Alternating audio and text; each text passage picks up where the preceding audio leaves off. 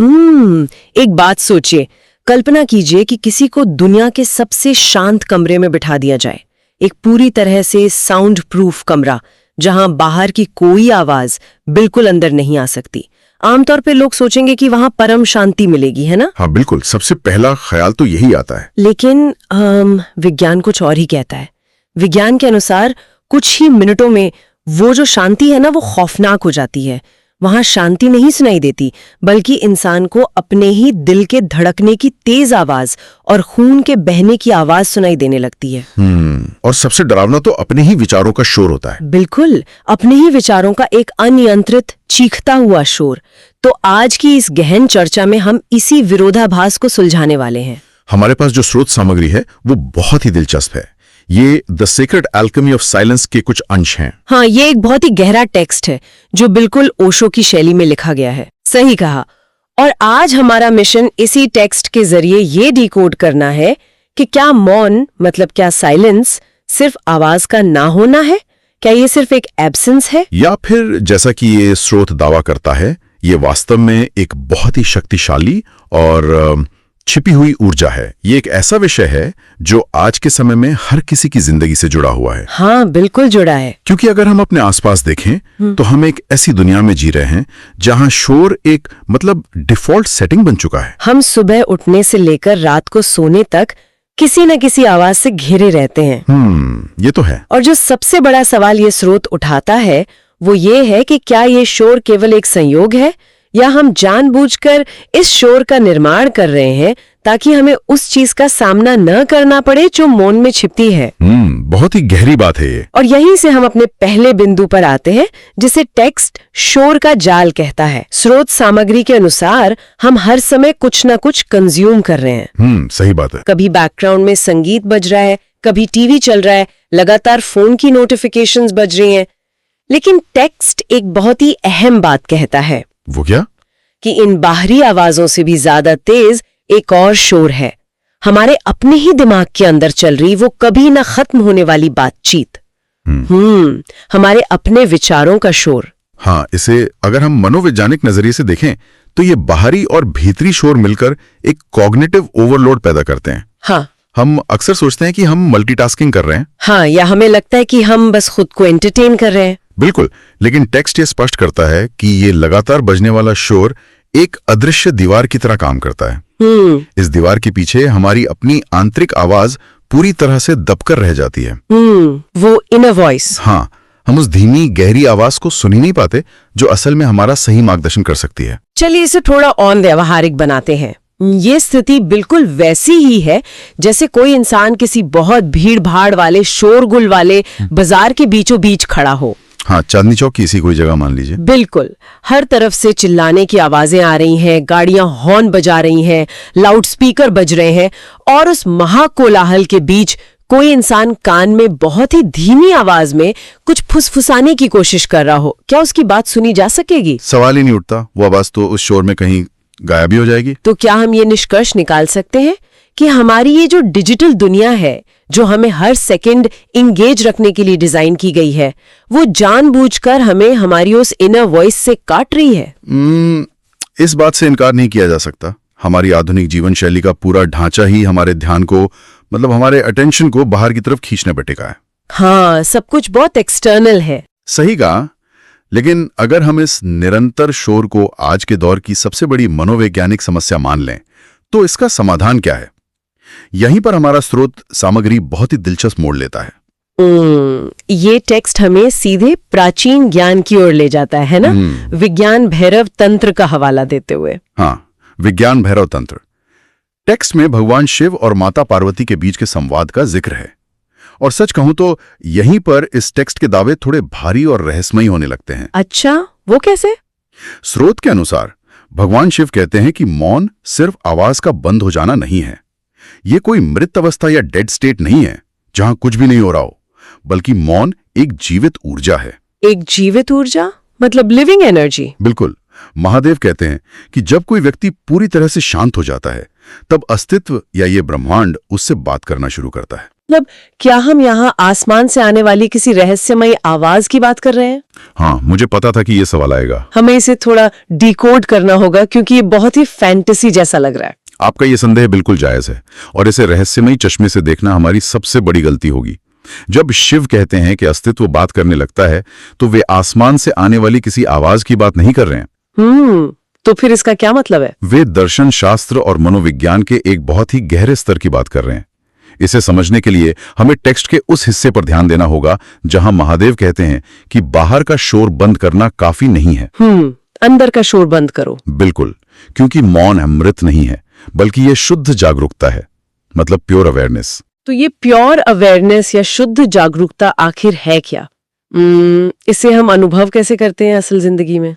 इसे ऐसे समझिए, हम अक्सर मौन को एक एब्सेंस या कुछ भी नहीं मान लेते हैं।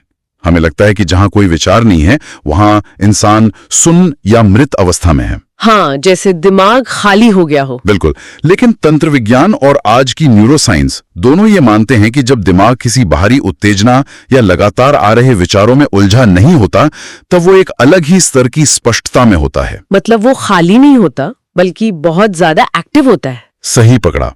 ये कोई खालीपन नहीं है, ये एक सुपर रिसेप्टिव अवस्था है। आपकी इंद्रियां, आपकी सोचने की क्षमता अपने चरम पर होती हैं। ओह, क्या बात है। इसी चरम सतर्कता और स्पष्टता को जीवित ऊर्जा कहा गया है।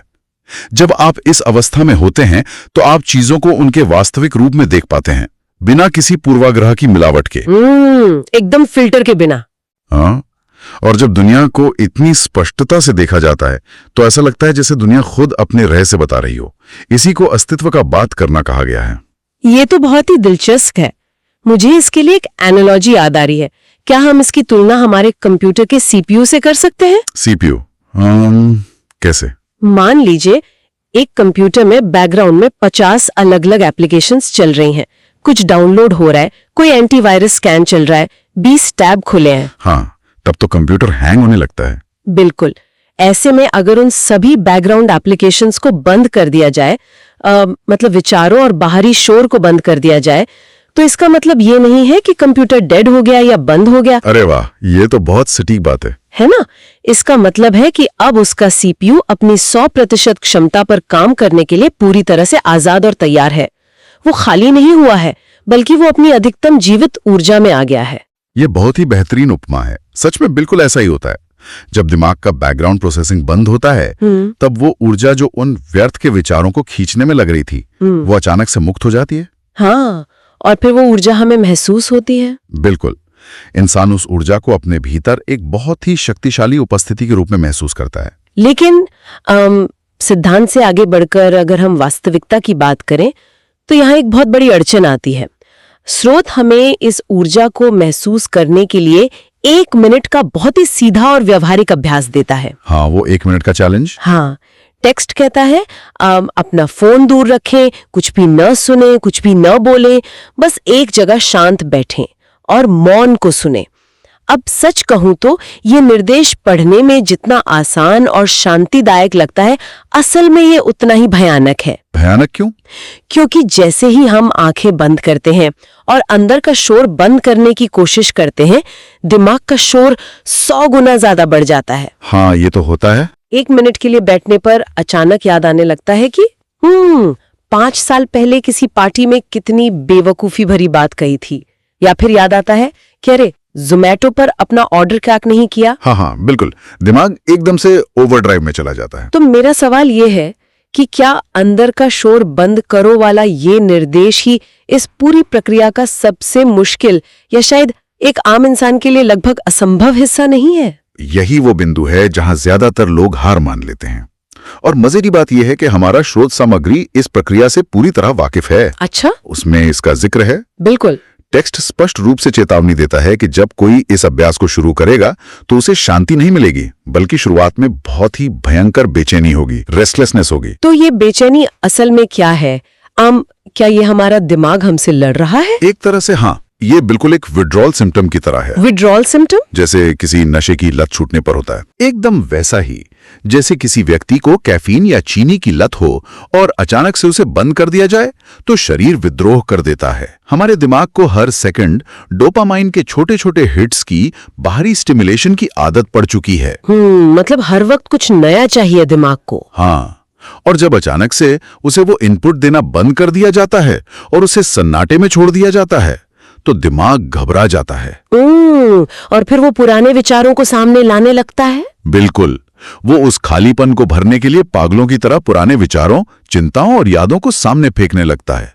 वो चीख चीख कर कहता है कि मुझे कुछ काम दो, मुझे किसी चीज में उलझाओ। यानी वो जो 1 मिनट का सन्नाटा है वो असल में एक डिटॉक्स की तरह है। बिल्कुल सही, एक डिजिटल और मेंटल डिटॉक्स। और जैसे हर डिटॉक्स में शुरुआत में तकलीफ होती है, वैसे ही मौन में बैठने पर भी विचारों का एक भयानक तूफान आता है। हाँ, लेकिन टेक्स्ट कहता है कि जो व्यक्ति इस शुरुआती तूफान से घबराकर वापस अपना फोन नहीं उठाता, जो उस बेचैनी में डटा रहता है, धीरे धीरे वो तूफान शांत होने लगता है।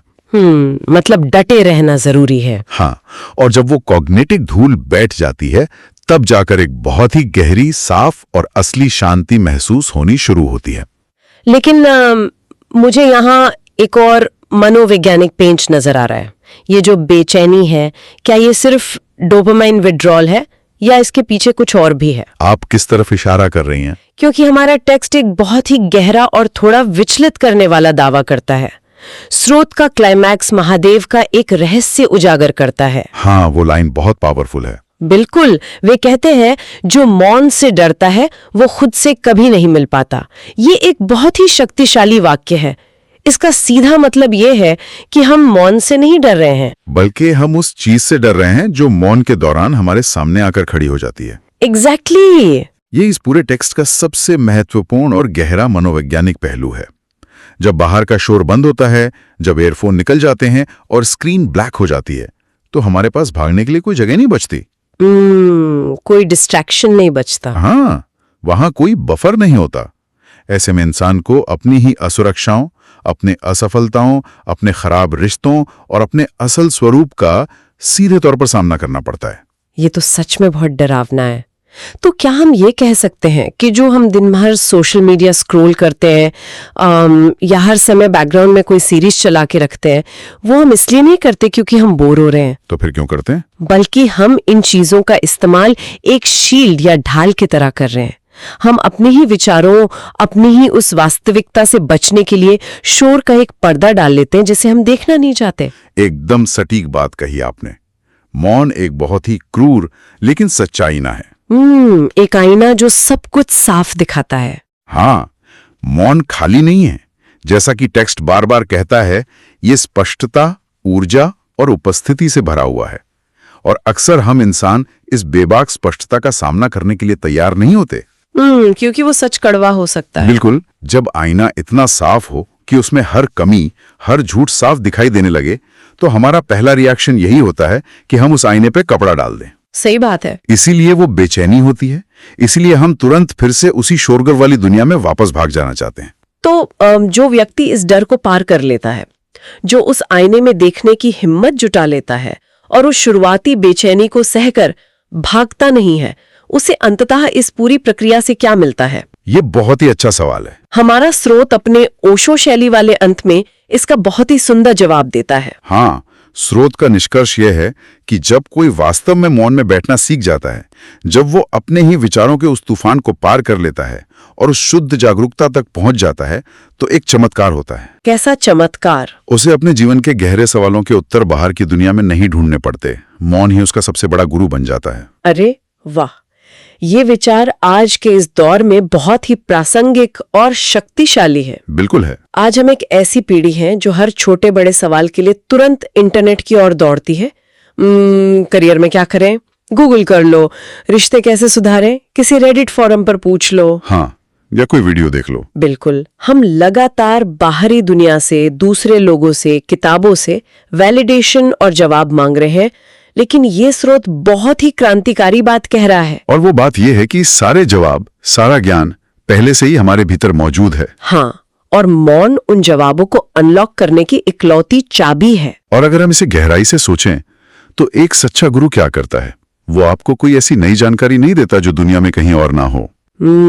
तो फिर वो क्या करता है? वो आपके भीतर की उस प्रज्ञा, उस विजडम को जगाता है जो शोर में दब गई थी। ये बहुत ही खूबसूरत बात है। मौन बिल्कुल यही काम करता है। जब बाहरी और भीतरी शोर शांत होता है तो वो जीवित ऊर्जा, जिसके बारे में विज्ञान भैरव तंत्र में शिव ने बताया था, वो ऊर्जा हमारा मार्गदर्शन करने लगती है। मतलब हमारी इंट्यूशन काम करने लगती है। बिल्कुल, हमारी अपनी इंट्यूशन इतनी तेज हो जाती है कि हमें बाहर के किसी भी जवाब की जरूरत नहीं रह जाती।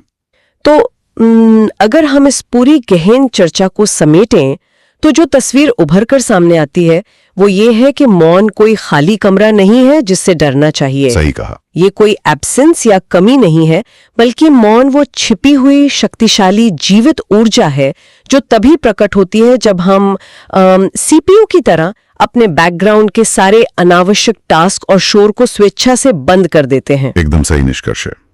और वो जो शुरुआती बेचैनी है वो सिर्फ एक मनोवैज्ञानिक परीक्षा है। एक टेस्ट की तरह। हाँ, उस बेचैनी के पार ही वो स्पष्टता और आत्म साक्षात्कार छिपा है। जो उस डर को पार कर लेता है वो अंततः खुद से मिल लेता है, जो कि किसी भी इंसान की सबसे बड़ी उपलब्धि हो सकती है, खुद से मिलना। तो हम चाहेंगे कि जो भी इस चर्चा को सुन रहे हैं वे इस ज्ञान को सिर्फ एक थ्योरी की तरह न छोड़ें। बिल्कुल, इसे आजमाना बहुत जरूरी है। आज के दिन में केवल 1 मिनट का समय निकालें। सिर्फ 1 मिनट के लिए अपने फोन को दूसरे कमरे में रख दें। कोई म्यूजिक नहीं, कोई आवाज नहीं, और बस बैठ जाएं। हाँ, विचारों की उस तेज भागती रेलगाड़ी को महसूस करें, उस बेचैनी को आने दें, लेकिन भागे नहीं। इस जीवित ऊर्जा को, इस मौन को महसूस करने का प्रयास करें। देखें कि क्या उस शुरुआती डर के पार जाया जा सकता है। यह 1 मिनट का अभ्यास सुनने में बहुत मामूली लग सकता है, लेकिन अगर इसे पार कर लिया जाए तो यह देखने और सोचने के नजरिए को पूरी तरह से बदल सकता है। बिल्कुल।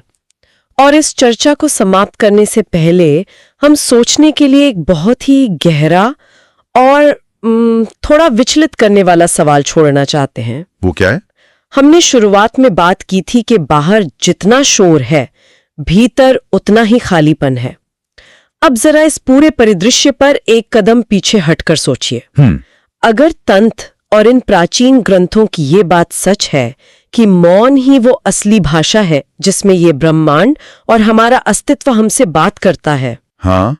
और आज के हमारे सभी डिजिटल गैजेट्स, हमारी पूरी आधुनिक अर्थव्यवस्था और जीवन शैली उस मौन को ही हमेशा के लिए खत्म करने के लिए डिजाइन किए गए हैं, तो क्या हम एक प्रजाति के रूप में अनजाने में ही ब्रह्मांड की आवाज सुनने की अपनी क्षमता को हमेशा के लिए मिटा रहे हैं? ये सच में झकझोर देने वाला सवाल है। क्या हम उस खालीपन को उस शोर से भरने की कोशिश कर रहे हैं जो असल में हमें और भी ज्यादा अंधा और बहरा बना रहा है?